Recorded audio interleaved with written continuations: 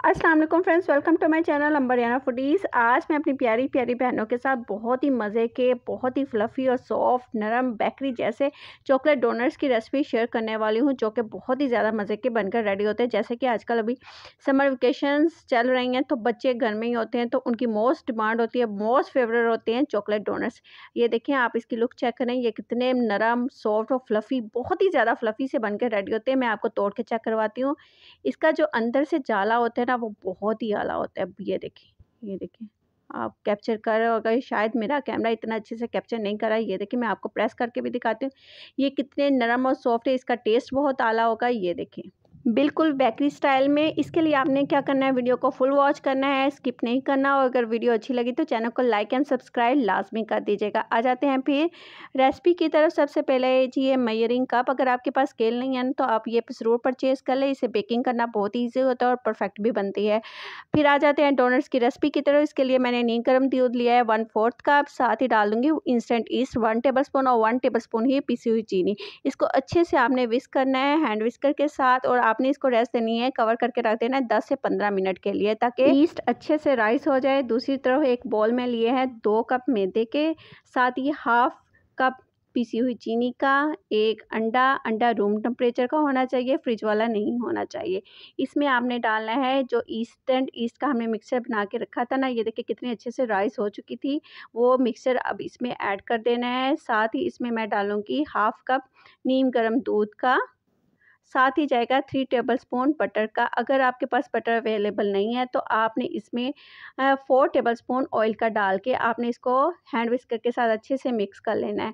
अच्छा, hand whisker के साथ मिक्स करने के बाद मैं बीटर यूज़ कर रही हूँ। आप चाहे तो हाथ के साथ डो गूंथ सकते हैं, लेकिन मैंने इलेक्ट्रिक बीटर यूज़ किया है, ताकि थोड़ा सा ना मुझे जल्दी से काम हो जाए।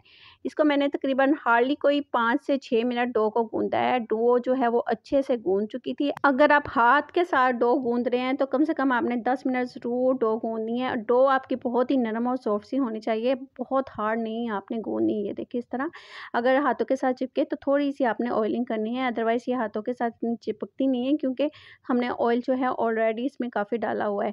अच्छा, इसको आपने बिल्कुल भी रेस्ट नहीं देनी। अगर आपने इसको रेस्ट दे दी ना, तो आपसे कैरी करना, इसको मैनेज करना बहुत ही मुश्किल हो जाएगा। ये देखें, उसी वक्त मैंने लिया है इस डो के, मैंने 2 हिस्सों में इसको मैं डिवाइड कर लूँगी। ये देखिए इस तरह। उसके बाद आपने इसको गोल गोल पेड़ों की शेप दे देनी है।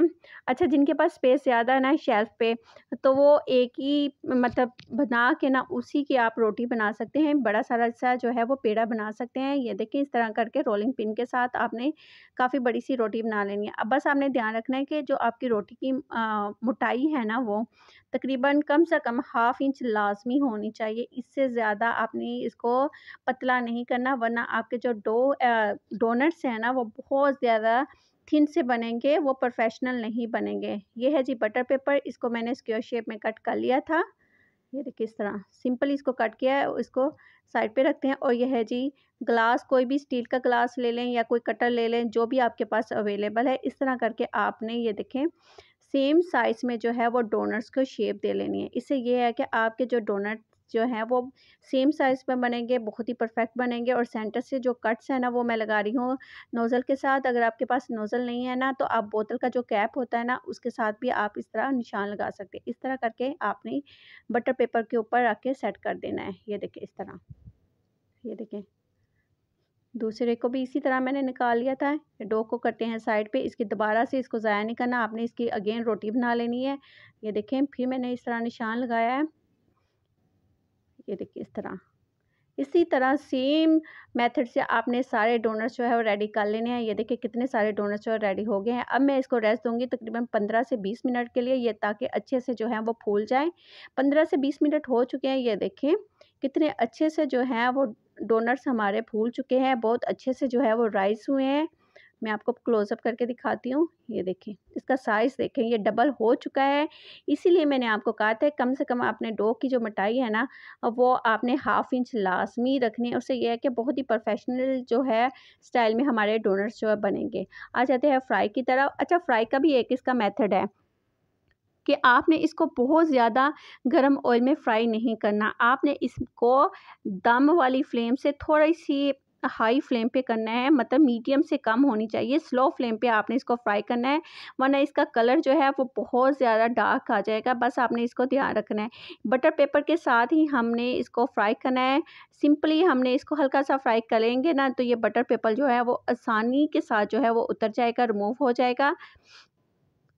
अच्छा, अब यहाँ पे आप चाहें तो इस तरह कोई भी स्टिक ले लें, उसके साथ साइड चेंज कर लें, या फिर इस नॉर्मल चिमटे के साथ कर लें। बस ध्यान रखना है कि कोई कट्स वगैरह का निशान ना लगे। और लो टू मीडियम फ्लेम, फिर मैं अगेन बता रही हूँ कि लो फ्लेम पे ही, मीडियम फ्लेम भी नहीं होनी चाहिए। उस पे आपने फ्राई करना है। कम से कम ये है तकरीबन 3 से 4 कोई हार्डली मिनट लगेंगे, आपके डोनट्स जो है वो फ्राई हो जाएंगे। ये देखिए कितना प्यारा सा कलर आया है। ये मैं पास करके भी दिखाती हूँ आपको। और ये कितने अच्छे से फूले हैं, कितने अच्छे राइस हुए हैं, और हमने कोई भी स्केल यूज़ नहीं किया। आ जाते हैं आप इसकी गनाश के लिए। मैंने सिंपल चॉकलेट ली है और 2 टेबलस्पून जो है मैंने इसमें दूध का डाल के इसको सिंपल जो है 1 मिनट ओवन में रख दिया था ताकि गनाश बन जाए।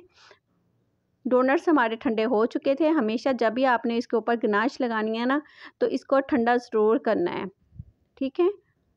मैं सिंपल इतने ही डोनट्स पे जो है वो गनाश लगाऊंगी, बाकी मैं डोनट्स को वैसे ही इस्तेमाल में लाऊंगी। ये देखें इस तरह करके सिंपल ऊपर मैंने गनाश जो है अप्लाई कर लिया है। 1 मिनट के लिए मैंने इसको गनाश को रखा था ओवन में।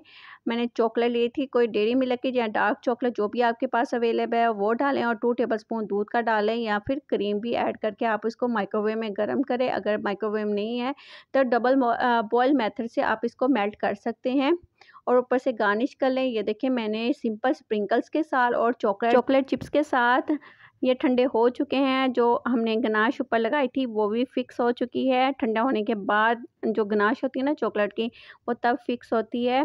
उसके बाद ये देखिए मैं आपको तोड़ के दिखाती हूँ। ये देखिए कितने फ्लफ़ी मोस्ट, और इसका अंदर का जाला चेक करें। ये वो देखिए माशाल्लाह माशाल्लाह, टेस्ट में भी बहुत ही आला लाजवाब, बिल्कुल बेकरी स्टाइल में बने हैं। आई होप कि आज की रेसिपी आपको बहुत ही अच्छी लगी होगी। अगर अच्छी लगी है तो मेरे चैनल को अगर अभी तक आपने सब्सक्राइब नहीं किया तो जल्दी से कर लें सब्सक्राइब भी, साथ ही दबा लीजिएगा बेल आइकन का बटन भी, ताकि मेरी हर वीडियो का नोटिफिकेशन आपको मिलता रहे। फिर मिलेंगे नई रेसिपी के साथ, नई वीडियो के साथ। अपना बहुत सा ख्याल रखिएगा, दुआओं में याद रखिएगा। Thanks for watching, take care, अल्लाह हाफिज़।